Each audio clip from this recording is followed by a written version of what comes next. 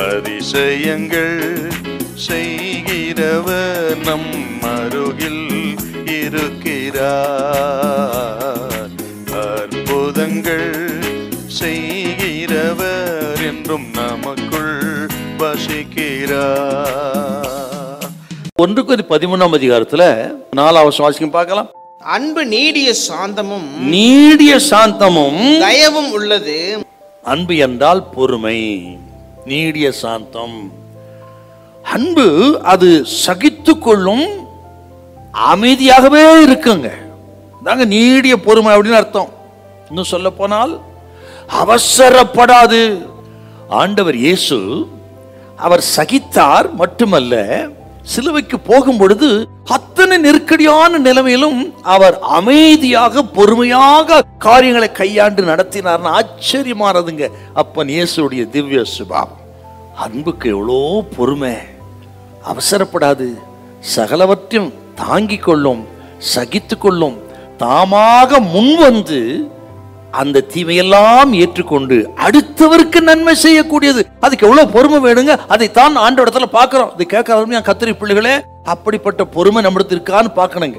இல்லைன்னா அந்த பொறுமைக்காக ஜெபம் பண்ணுங்க. இயேசுவை பாருங்கள். அடுத்தவருடைய குறையை பார்க்காம அடுத்தவர் துக்கத்திலே பங்கு பெறுவது. எவ்வளவுதான் தீமை செய்தாலும் தீமைக்கு நன்மையே செய்யக்கூடியது. அதுக்கு பேர் தாங்க நீடிய சாந்தம், பொறுமை. மட்டுமல்ல, அன்பு என்றால் எல்லாவற்றையும் நம்பும். எந்த சூழ்நிலையிலும் நம்பிக்கையை விட்டு விடாது. அதுதான் அன்பு. வாழ்வின் இருண்ட பக்கத்தை பார்க்காம அநேகர் துக்கத்திலே பங்கு பெறக்கூடியது. சில பார்த்தீங்கன்னா கடந்த காலத்தையே சொல்லிட்டு இருப்பாங்க, அப்படி ஆயிடுச்சு, இப்படி ஆயிடுச்சு, அவன் இப்படி பண்ணிட்டான், இவன் இப்படி பண்ணிட்டான், அவனை விடமாட்டேன் என்று கடந்த கால இருண்ட பகுதியே பார்த்து கொண்டிருப்பாங்க. அதனால் அநேகர் மேல மனக்கசப்பு, அதுதான் பகையாக்கி பிறகு விபரீதங்களை கொண்டு வருகிறது. கவனிக்கணுங்க, அன்பு என்றால் சகலவற்றை நம்பக்கூடியது.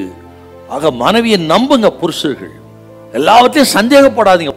இப்படி சகலவற்றை நம்பக்கூடிய இந்த அன்புக்கு இன்னொரு கேரக்டர் இருக்குதுங்க. என்னன்னா, எப்பேற்பட்ட கவலையும் இவர்களை பாதிக்காது. சில நஷ்டம், தோல்வி இதெல்லாம் இந்த அன்பை பாதித்து விடாது.